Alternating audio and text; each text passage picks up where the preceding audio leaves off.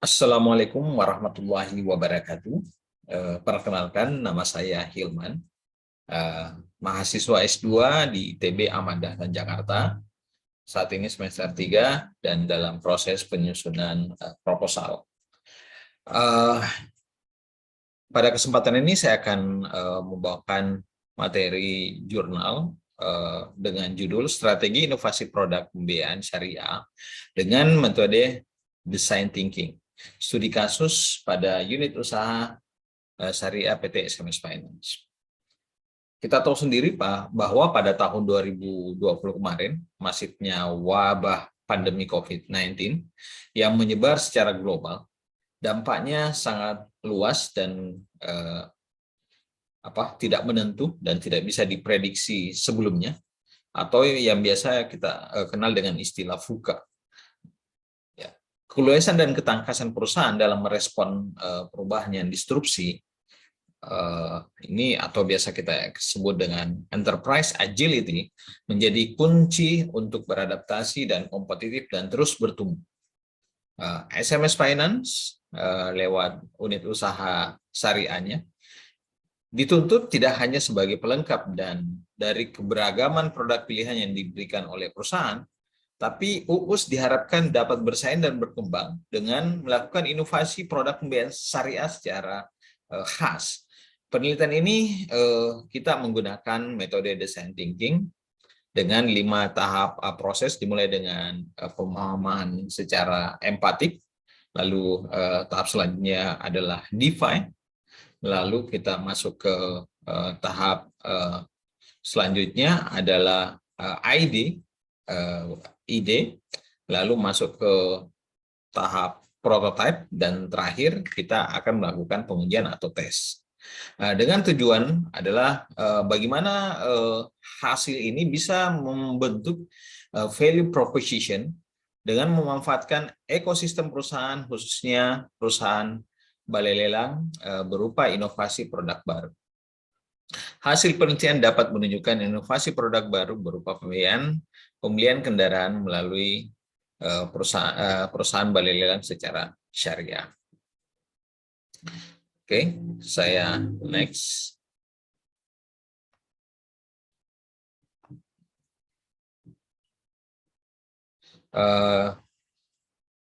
Seperti yang saya sebutkan tadi, ini judulnya adalah Strategi Inovasi Produk Pembiayaan Syariah dengan metode Design Thinking, yang studi kasusnya pada unit usaha Syariah SMS Finance.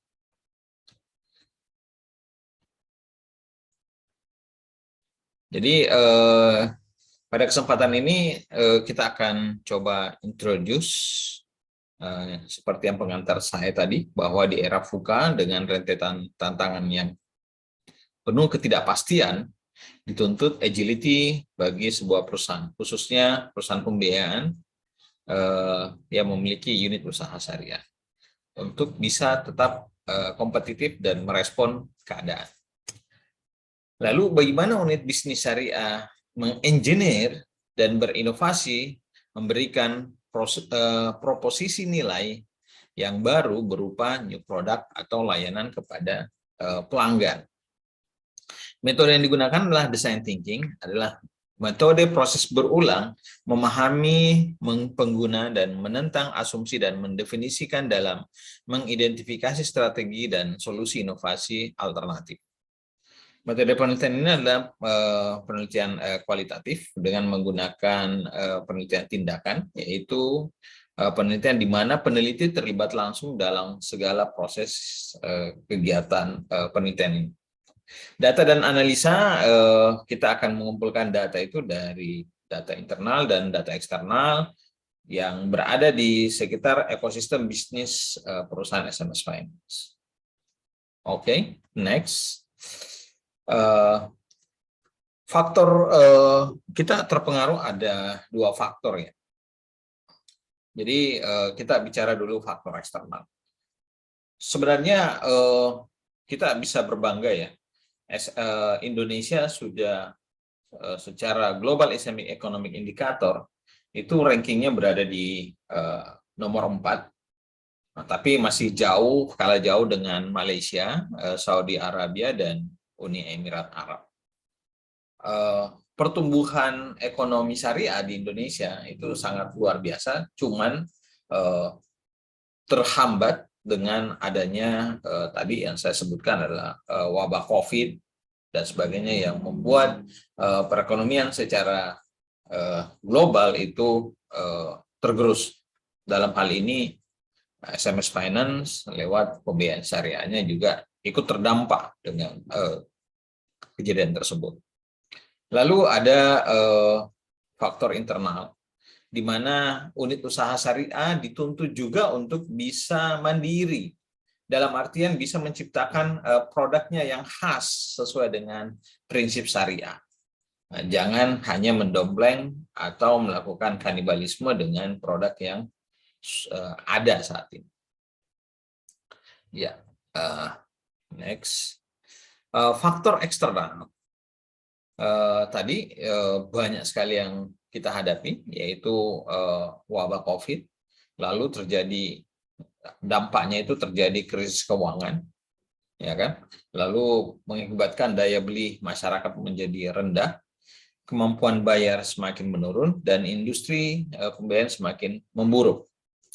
Lalu ada faktor internal, tadi kanibalisme produk dan tuntutan untuk inovasi produk syariah secara mandiri.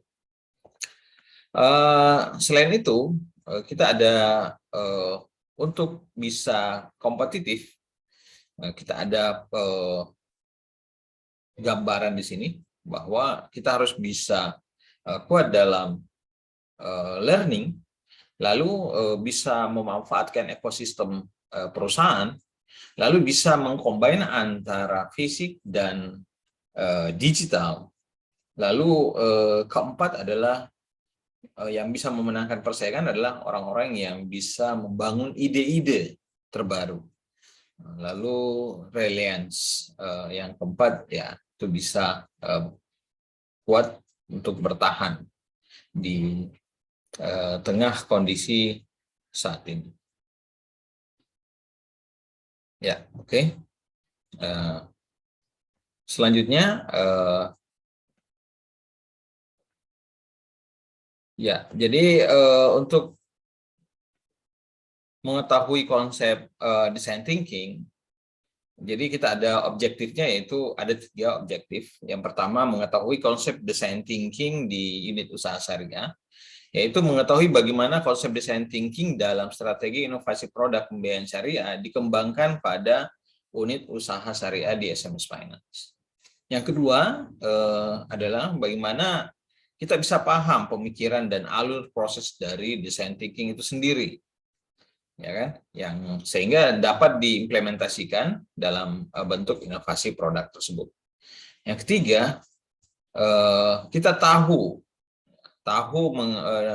mengimplementasikan design thinking ini dalam bentuk inovasi-inovasi, baik di yang dalam hal ini adalah perusahaan pembiayaan unit usaha syariah, yang secara garis besar unit usaha syariah SMS Finance diharapkan mampu untuk menciptakan proposisi nilai baru berupa inovasi produk baru atau layanan baru bagi masyarakat atau target konsumen unit usaha syariah itu sendiri.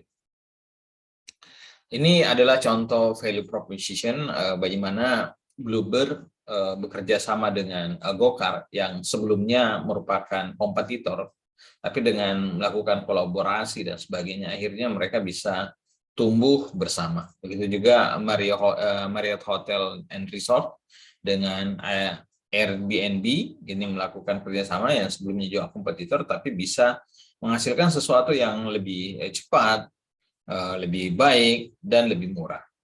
Nah, di sini dituntut juga SMS Finance bisa bekerja sama atau berkolaborasi dengan siapa di ekosistem yang ada di sekitarnya untuk menciptakan sesuatu nilai yang baru. Itulah tuntutan yang kita mau gali lewat penelitian kali ini. Ya, kita akan menggunakan adalah design thinking. Design thinking membantu kita dalam proses bertanya, mempertanyakan masalah, mempertanyakan asumsi, dan mempertanyakan keterkaitannya. Oke, Kita lanjut lagi, design thinking berputar di sekitar minat yang mendalam dalam mengembangkan pemahaman dari pelanggan yang menjadi tujuan perencanaan produk atau layanan kita. Dalam membangun kerangka design thinking, kami menggunakan beberapa tools untuk memudahkan dalam melakukan proses analisis. Antara lain deep interview, problem definition, how make we, ya kan? Lalu value proposition canvas, business model canvas, lalu yang terakhir adalah flowchart dan teknis Camper untuk mencatat semua prosesnya dari awal sampai akhir. Dan untuk lebih memaksimalkan hasilnya itu dibutuhkan forum group discussion antara pihak-pihak yang berkepentingan terhadap produk tersebut. Ya, di sini ada 5 tahapan proses design thinking. Jadi di 4 tahap pertama adalah empati, bagaimana kita bisa belajar untuk mendengarkan audiens, ya kan? Bagaimana untuk bentuk desain yang dia inginkan terhadap produk yang ada di imajinasi mereka. Tentunya pada saat kita minta respon dari masyarakat, itu informasi yang kita dapatkan sangat banyak sekali. Nah, disitulah dibutuhkan tahap selanjutnya adalah define atau redefining. Kita akan fokus terhadap pertanyaan yang mendasar yang kita akan tuju sesuai dengan empati dari tahap pertama tadi. Lalu selanjutnya masuk di tahap ketiga, kita akan brainstorming and come up with the creative solution. Jadi kita harus melakukan hal-hal yang kreatif di sini dalam melakukan mendapatkan ide-ide baru. Ya, nanti kita akan menggunakan tools value proposition, business model canvas sama value proposition canvas. Lalu yang tahap keempat adalah prototype. Di sini adalah bagaimana membangun representasi dari sebuah atau beberapa ide menjadi sesuatu yang nampak nyata gitu.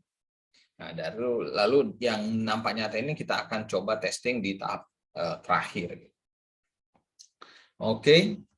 Selanjutnya proses design thinking itu seperti yang saya sampaikan tadi, ada empati, jadi bagaimana konsumen sentris, jadi konsumen dijadikan pusat dari penelitian tersebut, ya kan? Jadi mendapatkan pemahaman secara empatik tentang masalah yang coba untuk diselesaikan.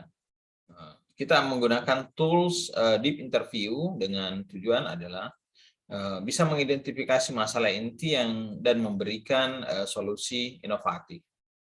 Lalu tahap selanjutnya tadi define, bagaimana kita mengumpulkan dan menemukan ide-ide yang terbaik yang sesuai dengan apa yang kita ingin kembangkan nanti. Ya, di sini kita butuhkan juga toolsnya sama wawancara dan how make we call yang melakukan pilihan bagaimana kita bisa mereduce atau meningkatkan informasi yang kita dapatkan pada tahap pertama tadi. Lalu di tahap ketiga ada ide, bagaimana kita bisa menghasilkan ide. Teknik ideation seperti bisnis model canvas, memahami bisnis yang dibentuk di tahap kedua tadi, dan membuat value proposition canvas untuk menghasilkan hubungan dan keterkaitan antara value proposition dengan customer itu sendiri. Sehingga menghasilkan sesuatu yang sangat luar biasa. Lalu masuk ke tahap keempat adalah fase eksperimental atau mengidentifikasi solusi terbaik dalam bentuk prototype.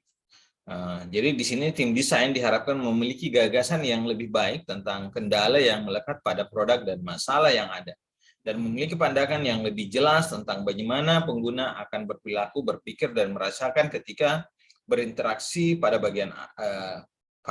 berinteraksi dengan bagian produk tersebut. Untuk itu kita butuhkan forum group discussion dan suatu gambaran yang nyata dalam bentuk flowchart untuk bisa menyelesaikan ide-ide tersebut. Lalu setelah kita mendapatkan suatu flowchart atau prototipenya, dan kita pastikan dalam forum group discussion itu tidak ada masalah, kita akan masukkan ke proses testing, menguji produk secara ketat menggunakan solusi-solusi yang bisa dikembangkan lewat FGD tersebut. Perubahan dan penyempurnaan dilakukan untuk menyingkirkan masalah dan memperoleh pemahaman sedalam mungkin terhadap produk dan penggunaannya. Oke, next, metode penelitian ini adalah metode tindakan, yaitu metode penelitian di mana peneliti terlibat langsung dalam kegiatan yang dimaksudkan untuk mendorong perubahan pada tingkat kelompok, organisasi, dan masyarakat. Kan? Penelitian kualitatif yang kita laksanakan saat ini berguna untuk mempercepat penentuan di bidang-bidang mana kebutuhan yang mendasar untuk kemajuan, karena memungkinkan eksperimen dan intervensi yang ada untuk mendorong perubahan yang bertentangan dengan pengamatan yang dilakukan secara terpisah, dan bekerja dengan baik dengan kombinasi dengan studi kasus. Penelitian dan pengumpulan data ini dilakukan di unit usaha Syariah SMS Finance, kantor pusat non-operasional di Jakarta, yang insya Allah dilaksanakan tanggal 1 sampai 31 Maret 2023. Oke, data dan analisa data akan dikumpulkan selama penelitian dari berbagai sumber yang berada di ekosistem bisnis unit usaha Syariah PT SMS Finance, yang mendukung proses design thinking dan terbentuknya inovasi produk baru tersebut. Pengumpulan data secara eksternal yaitu melakukan wawancara dan deep interview baik itu terhadap mitra bisnis maupun masyarakat untuk menemukan ide-ide baru terhadap mendapatkan gambaran desain yang diinginkan oleh pelanggan tersebut. Lalu secara internal itu kita juga melakukan wawancara-wawancara yang sifatnya intens dan kalau perlu dalam bentuk forum group discussion dengan melibatkan semua PIC kunci di perusahaan tersebut dan yang memiliki terkaitan dengan proyek yang kita mau kembangkan. Ya, tahap prototype ini yang perlu menjadi gambaran yang perlu kita spesialkan ya. Dan bagaimana membuat new flowchart ini, di sini dibutuhkan kolaborasi yang aktif dalam membangun dan mendukung representasi dari ide menjadi sebuah yang menjadi sesuatu yang nyata. Ya, perlu beberapa tools yang dilakukan. Ini bisa lewat WA Group dan FGD. Itu menyangkut bisnis proses, sistem policy dan prosedur, sistem IT dan program aplikasinya, bagaimana dengan legal, bagaimana dengan DPS untuk memastikan bahwa prosesnya dilakukan secara syariah, dan meeting group discussion dengan pihak ketiga. Oke.